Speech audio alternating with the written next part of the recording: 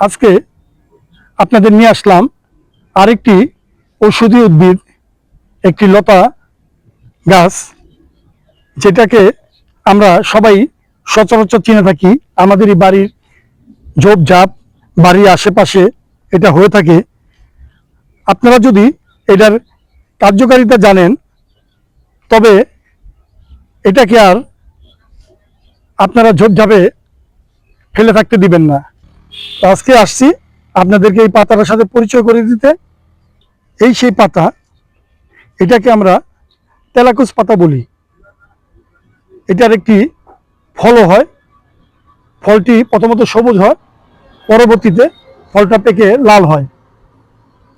Diabetics নিয়ন্ত্রণ, হজম শক্তি বৃদ্ধি, ওজন হ্রাস, কিডনির পাথর প্রতিরোধ, সর্দি ও হাঁপানি, স্নায়ুতন্ত্রের ব্যথা, অ্যালার্জি, এবং এটির আরেকটি ঔষধি গুণাগুণ আছে যেটা আপনাদেরকে না বললে আপনারা জানতে পারবেন না। সেটি হচ্ছে, আমাদের অনেকেরই পাইলসের একটি সমস্যা থাকে।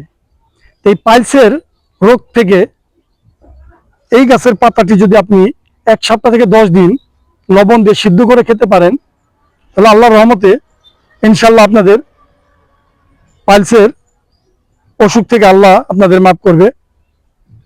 তো আপনারা এই গাছের পাতাটি খেয়ে দেখতে পারেন। পাশে থাকেন আমাদের নবজীবনের এইরকম ঔষধি গাছ, ঔষধি ফলমূল নিয়ে আপনাদের সামনে আসব।